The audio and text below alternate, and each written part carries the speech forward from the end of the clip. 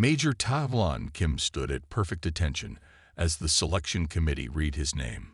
His face showed nothing, but inside, his heart beat faster. After 20 years as a Green Beret, fighting in the world's worst war zones, he was about to face his strangest mission yet. Major Kim, you will represent Earth's military interests at the Galactic Council, said General Hayes. Congratulations. Taiwan nodded once. Thank you, sir. The room was silent. 5 generals and 3 government officials sat around a large table. On the wall, a screen showed a massive alien ship in Earth orbit. It had arrived 3 months ago. First contact had gone well. The aliens seemed peaceful. You should know, said a woman in a black suit, that the Council has rated humans as a Class 3 non-threat species. Taiwan raised an eyebrow. What does that mean? It means they think we're harmless, said General Hayes with a frown. Like space rabbits. Someone laughed, then quickly stopped. They rate species based on technology level, military power, and aggression. The woman continued. Class 1 is dangerous. Class 5 is no threat at all. Taiwan thought about his last mission in the mountains, how his team had fought for 3 days straight with no sleep, how they had taken down an enemy force 5 times their size. I understand, he said simply. 2 weeks later, Taiwan met Dr. Ji-hyun Park for the first time at the Space Training Center. Major Kim, she said with a small bow. I'm the xenolinguist assigned to your team. Ji-hyun was shorter than him, with short black hair and bright, intelligent eyes. She wore a blue uniform with Earth's new global patch, a simple picture of their planet. Dr. Park, he replied. Good to meet you. Please call me Ji-hyun, she said. We'll be working closely together for at least a year. Taiwan nodded. Then call me Taiwan. They walked through the training center. Through large windows, they could see people learning to use alien technology. Screens with strange writing. Chairs shaped for bodies not like human bodies. The Council has over 200 member species. Ji-hyun explained. Humans are the newest. They think we're very simple. Because we haven't reached the stars on our own yet? Asked Taiwan. Partly, said Ji-hyun, but also because they believe we lack what they call conflict evolution. Taiwan almost smiled. Almost. They believe most intelligent life evolves past violence naturally, Ji-hyun continued. They think our wars are just growing pains. Taiwan thought about the things he had seen and done. The night operations. The silent kills. The weeks behind enemy lines with nothing but his training and his team. Do they know Earth's history? He asked. Ji-hyun shook her head. Not really. We've shared basic information, but the Council believes advanced species don't fight each other for long. They stopped at a large window overlooking a hangar. Inside sat a small alien ship that would take them to the Council station near Proxima Centauri. What's your background? Asked Taiwan. I have 3 PhDs. Languages, alien biology, and diplomacy, she said. What about you? Taiwan was quiet for a moment. I'm good at solving problems. Ji-hyun smiled. Your file says you've been in 15 major conflicts, special operations, highly decorated. The file is incomplete, said Taiwan. I know, said Ji-hyun. Most of your missions are classified. A light flashed above them. Time for the final briefing. As they walked, Ji-hyun said, the Council species see us as children. New, harmless. Taiwan nodded. Sometimes being underestimated is an advantage. Ji-hyun looked at him closely. For the first time, she seemed to really see the man beneath the calm face. The steady hands that had held weapons in dozens of countries. The eyes that had seen things no civilian could understand. Yes, she said quietly. I suppose it is. Taiwan knew the aliens thought humans were harmless, but humans had been fighting each other for thousands of years. They had become very, very good at it. The Green Beret followed Ji-hyun to the briefing room, his steps silent from long habit. The galaxy had no idea what humans were truly capable of. But they would learn soon enough. The alien ship moved faster than anything humans had ever built. Taiwan sat quietly, watching stars blur outside the window. After 3 days in space, they would reach the Council Station near Proxima Centauri. "Nervous?" asked Ji-hyun, sitting next to him. "No," said Taiwan. He wasn't lying. After facing death in jungles, deserts, and mountains, meeting aliens didn't scare him. "We are approaching the hub," said a voice from nowhere. It was the ship's AI, speaking perfect Korean. "Please prepare for arrival."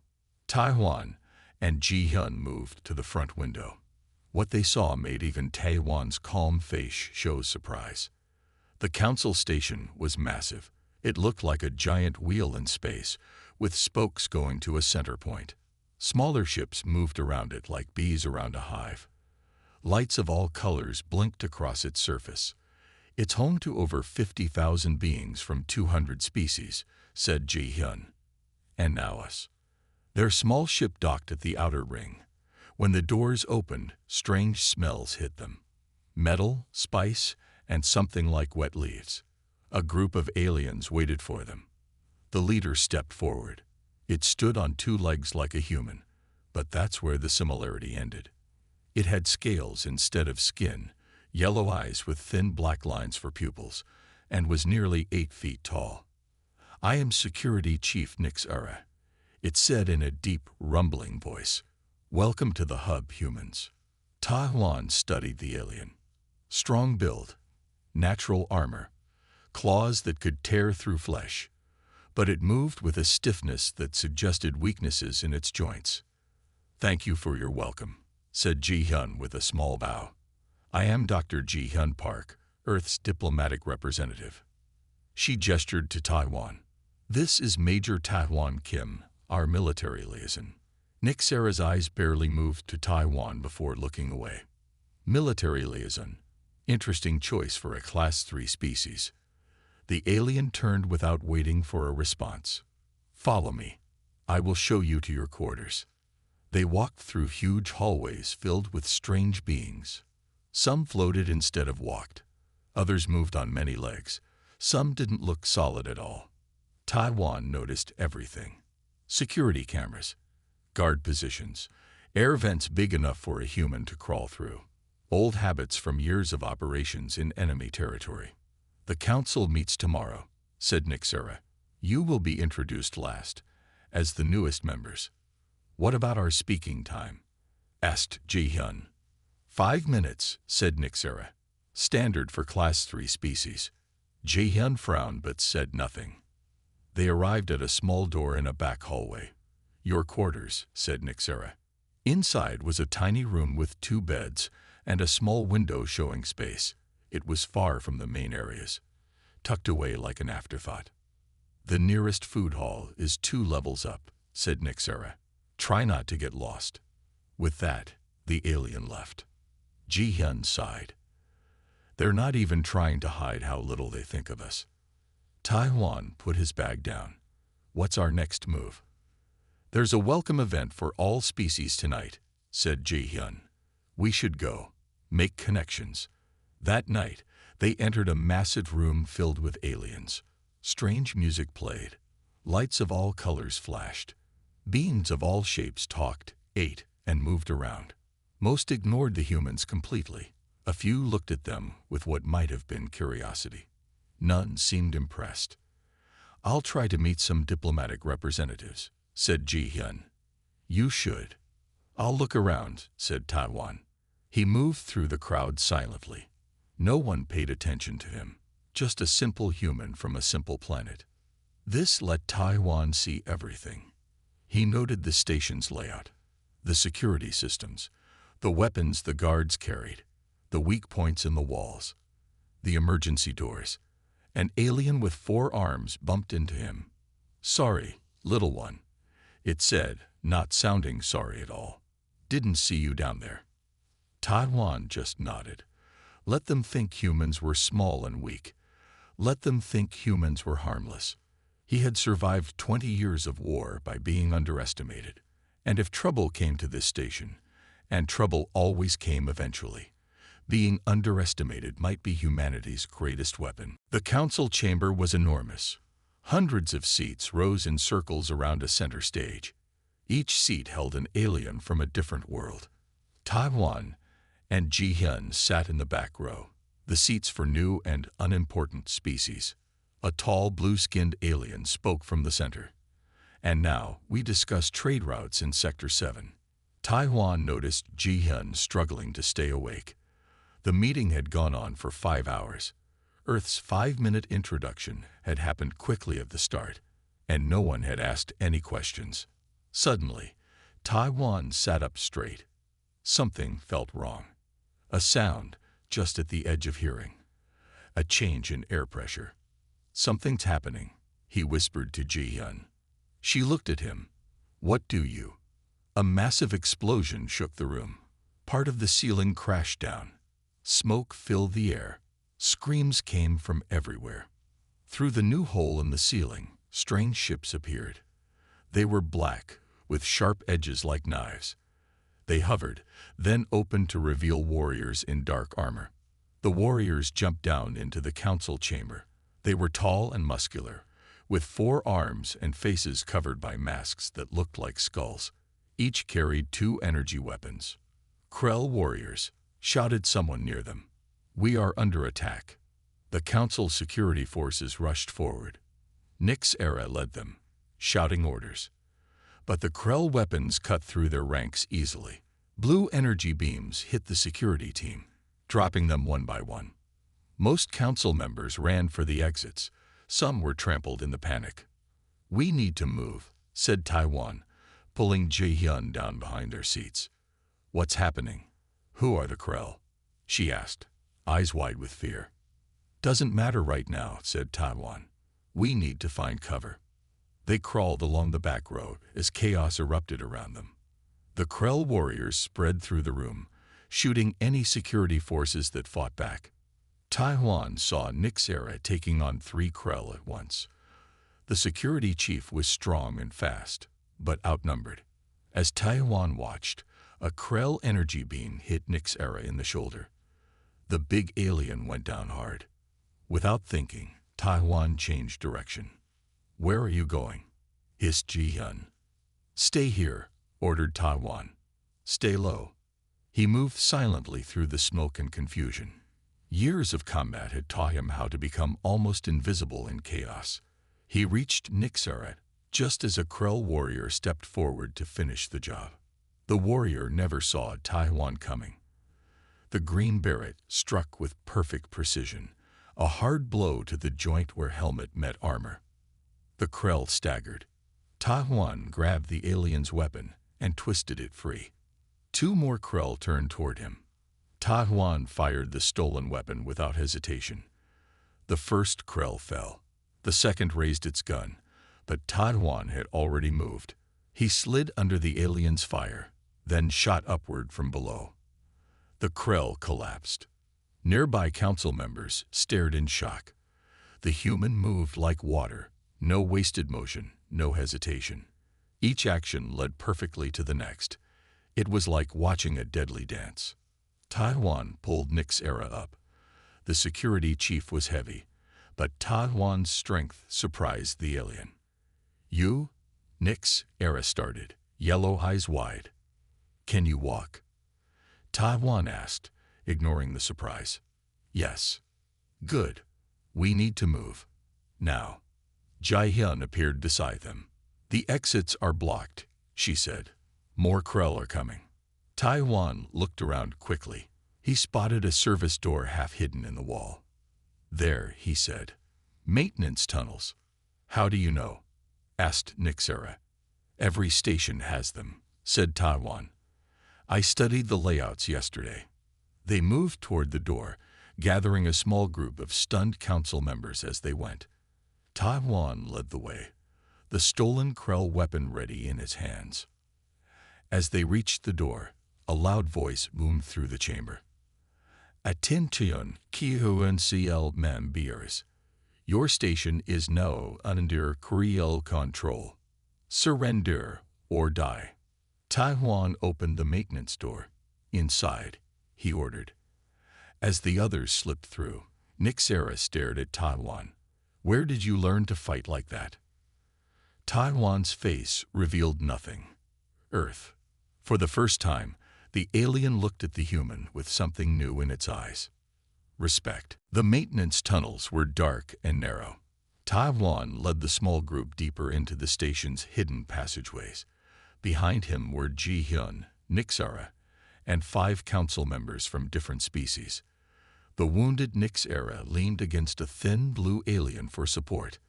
We should be safe here for now, said Taiwan, stopping at a junction where several tunnels met. The space was wider, with pipes and cables running along the walls.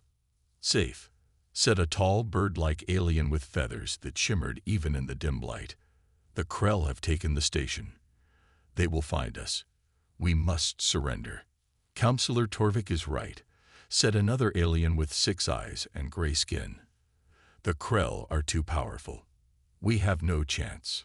Taiwan said nothing. He checked the stolen Krell weapon and then examined Nixera's wound. The burn is deep, he said, but not life-threatening. How would you know, human? Asked the 6-eyed alien. Ji-hyun stepped forward. Major Kim has treated more combat wounds than most doctors on your worlds. He knows what he's talking about. Taiwan tore a strip from his uniform and wrapped it tightly around Nixera's shoulder. Thank you, said the security chief, studying Taiwan with new interest. You saved my life back there. What do we do now? Asked a small, round alien with tentacles instead of arms.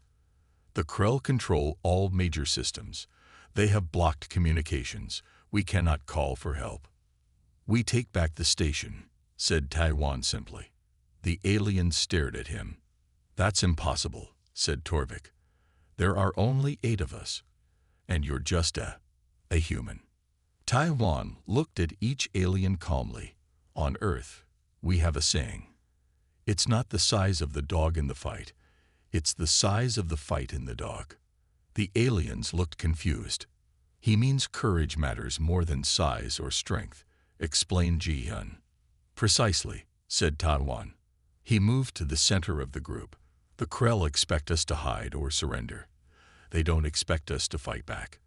That gives us an advantage. What can we possibly do? Asked the 6-eyed alien. First, we gather information, said Taiwan. Then we disrupt their operations, cut their communication, create confusion, and then we take back control, one section at a time. That sounds like a military strategy, said Nixera. I didn't think humans had advanced warfare skills. We don't have your technology, said Taiwan. But we've been fighting wars for thousands of years. We're good at it. He turned to Ji-hyun. We need to know more about these Krell. A small green alien with oversized eyes spoke up. The Krell are a warrior species from the Outer Rim. They were denied council membership 5 cycles ago. They believe the council is weak and corrupt. Why attack now? Asked Ji-hyun. The annual summit is the only time so many council leaders are in one place, said the green alien. Taiwan nodded. They planned this well. He turned to Nixera. Does the station have emergency weapons storage? Yes. Section 12, Level 3. But the Krell will guard it. Good, said Taiwan. He pointed to a tunnel map on the wall. We are here. The weapons are here. Between us and them are at least 20 Krell warriors. So it's hopeless, said Torvik. No, said Taiwan. It's an opportunity. He picked up a metal pipe that had fallen from the ceiling. This station is old. It has many systems that can be adjusted. The green beret moved to a control panel on the wall. He pried it open with the pipe. What are you doing? Asked Nixera. Creating a diversion, said Taiwan. He pulled out several wires and reconnected them in a different pattern. Suddenly, alarms blared in a distant part of the station.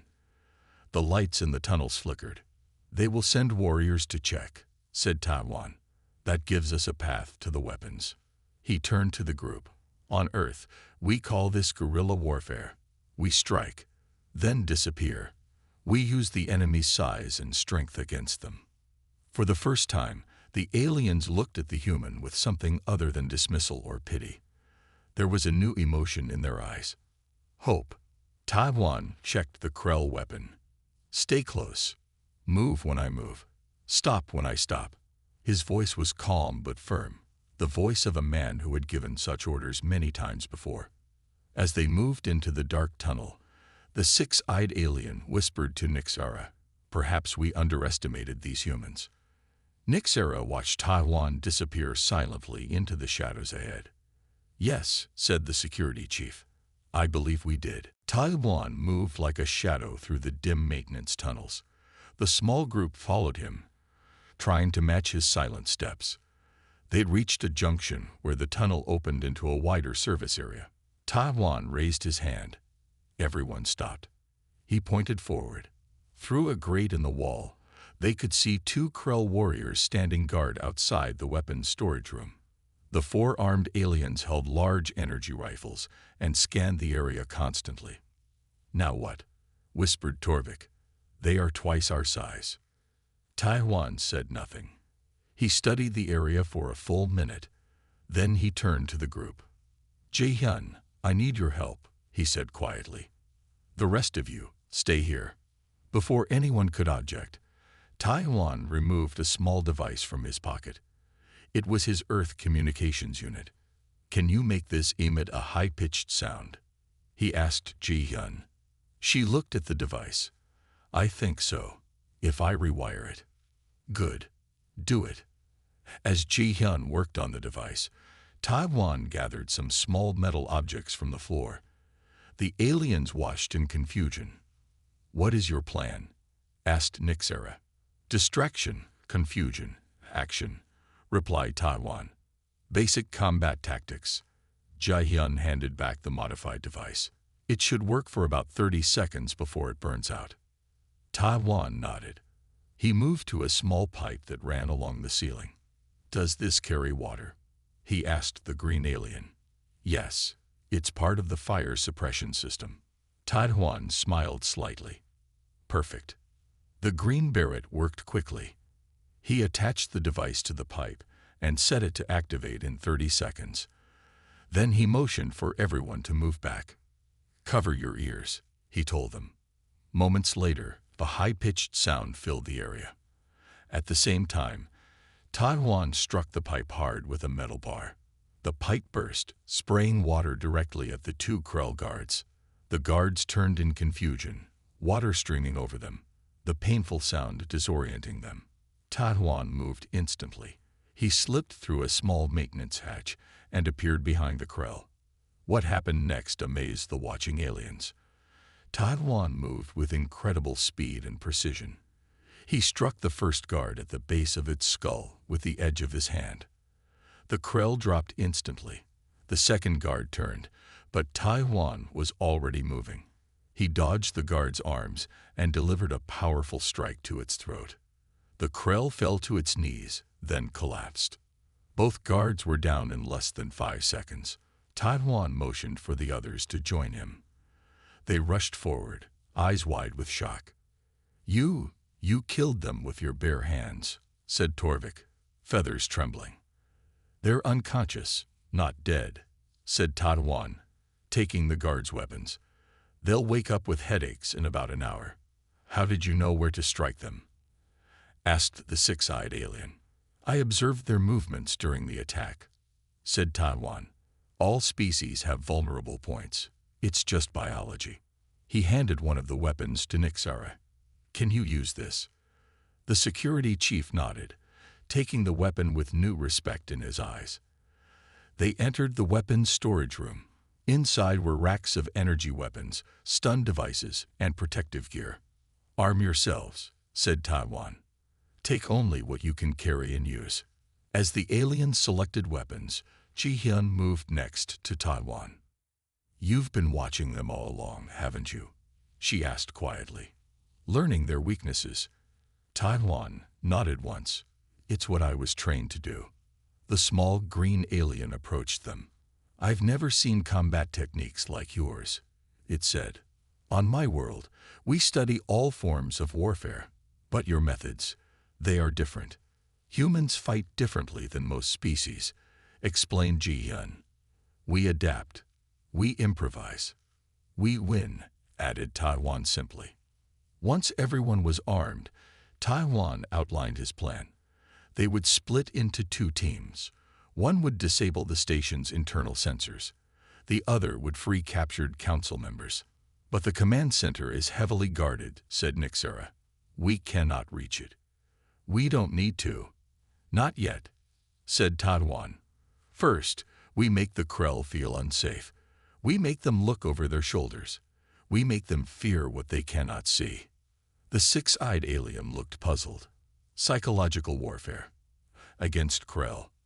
Yes, said Taiwan. On Earth, we learned long ago that fear is often more powerful than weapons. As they prepared to move out, Nixera studied the human carefully. Your species was classified as non-threatening, said the security chief. That was clearly a mistake. Taiwan checked his weapon without responding. The most dangerous predators, he said finally, are the ones you never see coming. 3 days had passed since the Krell attack. 3 days of hit-and-run actions led by Taiwan. The small group had grown larger as they freed more council members. Now 23 aliens from 15 different species followed the humans' lead. They gathered in a large storage room they used as a base. Maps of the station covered one wall, marked with Krell positions and patrol routes. The Krell are getting nervous, said Taiwan. They've doubled their guards at key points. Good, said Nixera. The security chief's wound was healing well. It means they fear us. No, corrected Taiwan. They fear what they cannot see or understand. They fear ghosts. The aliens looked confused. He means they fear an enemy that strikes without warning and disappears, explained Ji-hyun. Like we've been doing. Taiwan nodded. Over the past days, they had attacked Krell patrols, disabled security systems, and freed prisoners, all without losing a single member of their group. I have studied your tactics, Major Kim, said a tall alien with silver skin that seemed to flow like liquid. You never attack head-on. You always find a way to use the enemy's strength against them. Yes, said Taiwan. The bigger they are, the harder they fall. Ji-hyun translated the Earth saying. The aliens nodded with new understanding. On my world, said the 6-eyed alien who had doubted Taiwan at first, we believe warfare is about having the strongest weapons and the most soldiers. That helps, said Taiwan. But wars are won by those who adapt fastest, who think differently, who surprise their enemy. He pointed to a new mark on the map. The Krell have set up a command post here in the main dining hall. It's open space, heavily guarded. They think it's safe. Is it? Asked Torvik. Taiwan's face showed a hint of a smile. No place is truly safe in war. Just then, a small drone they had reprogrammed flew into the room. It projected an image in the air. The Krell commander stood in the dining hall, surrounded by guards. The commander was larger than other Krell, with armor that gleamed in the light. Attention, station residents, said the commander in a harsh voice. Your resistance is pointless. You have 12 hours to surrender the human who leads you. If you do not, we will begin destroying parts of the station. The image disappeared. The room fell silent. Torvik turned to Taiwan. They know about you. They want you specifically. Good, said Taiwan. That means we're hurting them. But why you? Asked the green alien. Why not demand Nixera or the council leaders? Ji-hyun looked thoughtful. They've realized what we're doing isn't typical council tactics. They know a human is leading us. Nixera stood up despite his injury. We should not give in to their demands. Of course not, said Taiwan calmly. But we can use this. He walked to the map and pointed to several spots. The Krell think they're in control. That's their weakness. They've never faced humans before. They don't understand what we're capable of. The silver-skinned alien moved forward. I was a military historian before joining the council. I've begun researching Earth's wars since meeting you, Major Kim. Your species has fought more wars in your short history than most civilizations fight in thousands of years. We're not proud of that, said Ji-hyun quickly. Perhaps you should be, said Nixera, surprising everyone.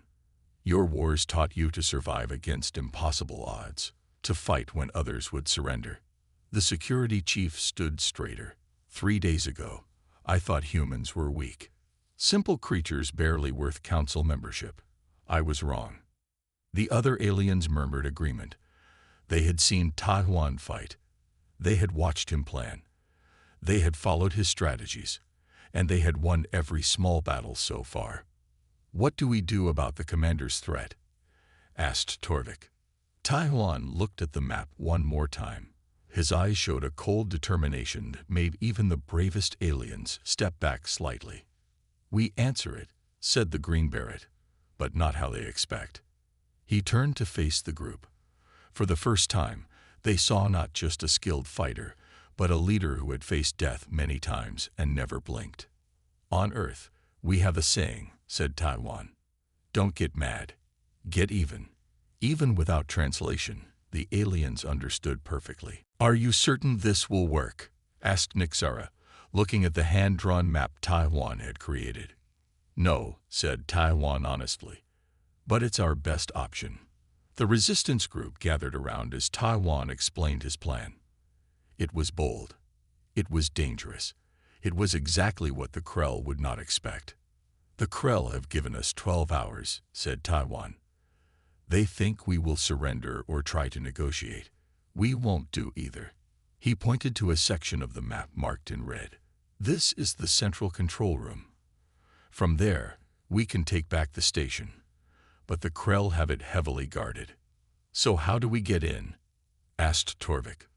We don't go through the front door, said Taiwan. We go through here. He pointed to a thin line on the map. The radiation tunnels, gasped the green alien. But they're deadly. The radiation levels there will kill most species within minutes. Most species, agreed Taiwan. But not all. He looked at the group. I studied all your biology files in the station database. 3 of you can survive the radiation for short periods. Taiwan pointed to Nixera, the silver-skinned alien, and a rock-like being who rarely spoke. And humans? Asked Ji-hyun, worried. Taiwan, we're not radiation resistant. No, said Taiwan.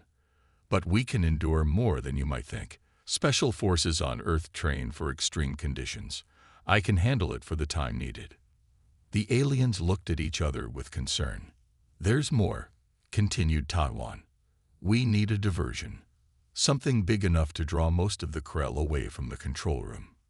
He moved to a station system panel they had connected to their hideout. The station has emergency protocols. One of them will depressurize certain sections in case of contamination. You want to create a vacuum in parts of the station? Asked Nixera, surprised. Yes, said Taiwan. Not enough to kill anyone.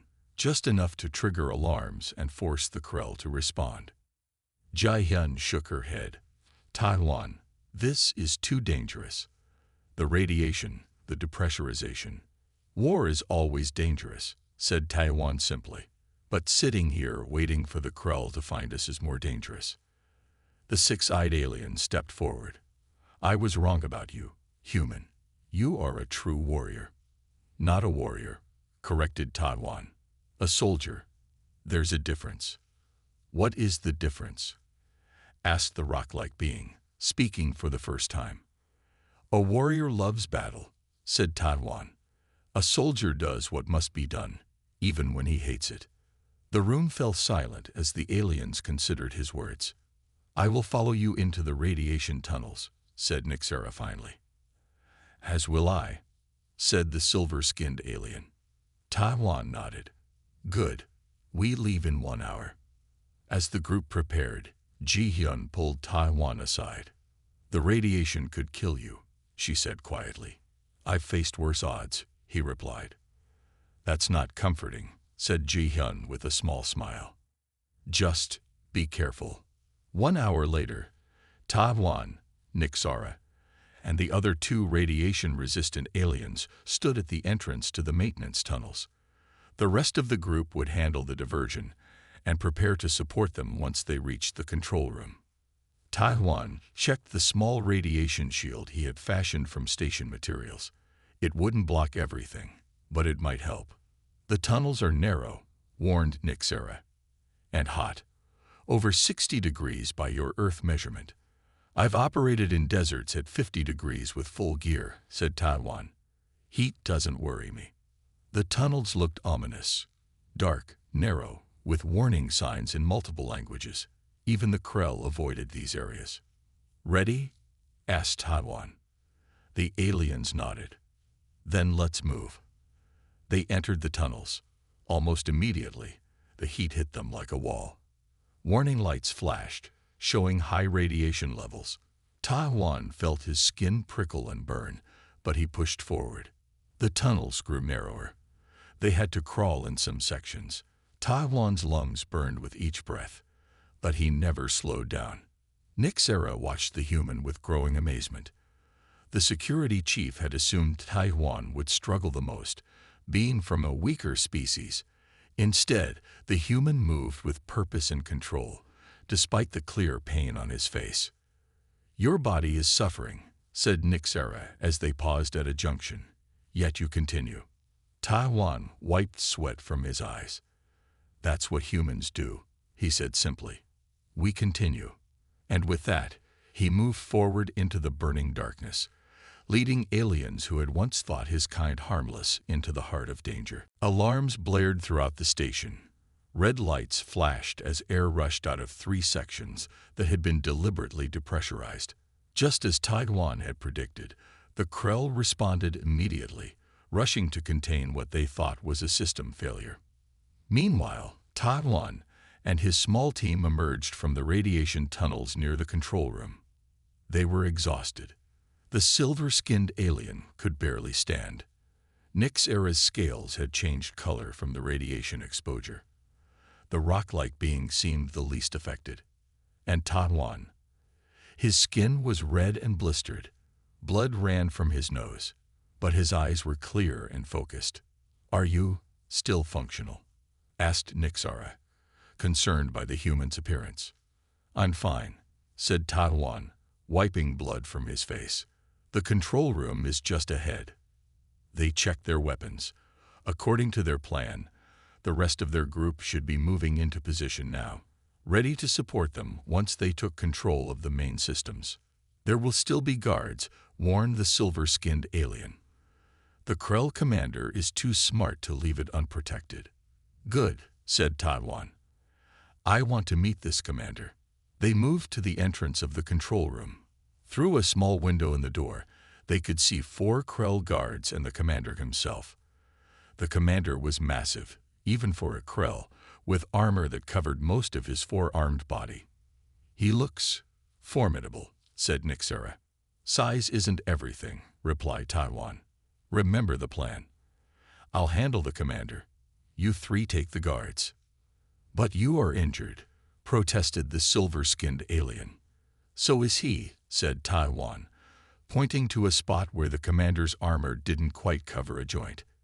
He just doesn't know it yet. Before the aliens could object further, Taiwan activated his communicator. Ji-hyun, start the second diversion now. Moments later, the lights in the corridor flickered and died.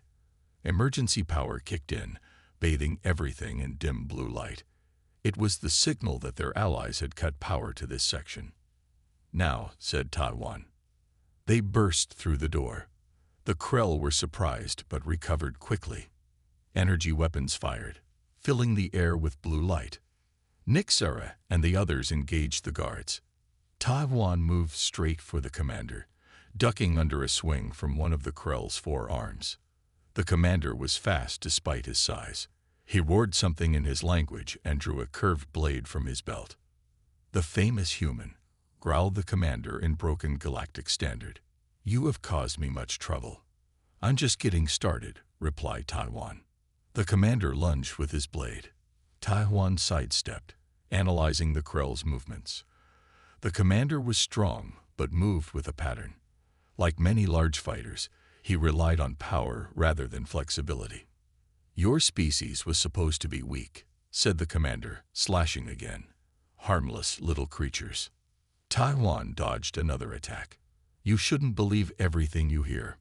The Green Beret had been watching, waiting. Now he saw his chance. The commander overextended on a thrust, leaving the joint in his armor exposed for just a moment. Taiwan moved with lightning speed. He drove his fist directly into the exposed area with all his strength. The commander roared in pain as something cracked beneath his armor. But the Krell wasn't defeated yet. He grabbed Taiwan with two of his arms, lifting the human off the floor. "Now you die, human," hissed the commander. Taiwan didn't struggle against the grip. Instead, he went limp for a second, then suddenly twisted his body in a way the Krell didn't expect. The sudden movement threw the commander off balance. As they fell, Taiwan broke free. He rolled away and came up with the Krell's own dropped blade. The commander tried to stand but stumbled. His armor, designed to protect, now restricted his movement because of his injury. "Impossible," gasped the commander. "How can a Class 3 species fight like this?" Taiwan approached slowly, blade ready. "You made a mistake," he said. "You judged us by our technology, not our experience." Around them, the fight was ending. Nixera and the others had overcome the guards. They watched as Taiwan faced the Krell commander. "Surrender," said Taiwan. "It's over." The commander looked at the human. This small creature had done what no one thought possible. Had fought through radiation that should have killed him. Had defeated a warrior twice his size. Slowly, the Krell commander lowered his remaining weapons. What are you?" he asked. Taiwan's face showed no emotion. "Just a soldier. From a planet you thought was harmless." 2 weeks after the Krell attack, the Galactic Council held an emergency session. The Great Chamber had been repaired, though signs of battle still showed in some places. All council members were present, along with security forces led by Nixera. At the center of the chamber stood Taiwan and Ji-Hun. The council leader, a tall being with skin that shifted colors like an earth chameleon, addressed the gathering. "We are here today to discuss the reclassification of the species known as humans," said the leader. "Recent events have made it clear that our initial assessment was inadequate." Murmurs spread through the chamber. Many council members had witnessed Taiwan's actions during the Krell occupation. Stories had spread quickly. "Major Taiwan Kim," continued the leader, "your actions saved this station and many council members. You showed courage, tactical brilliance, and combat skills beyond what we believed possible from a Class 3 species." Taiwan stood at perfect attention, his face revealing nothing. The radiation burns had mostly healed, thanks to advanced council medicine, but some marks remained. "Before we vote on reclassification," said the leader, "does any member wish to speak?" Nixera stepped forward. The security chief's scales had returned to their normal color, though his eyes seemed different now, more respectful when they looked at the human. "I witnessed Major Kim's actions firsthand," said Nixera. "He fought when others would have surrendered. He led when others would have followed. He endured conditions that should have killed him." The security chief paused. "I once believed humans were simple creatures, barely worth council membership. I was wrong.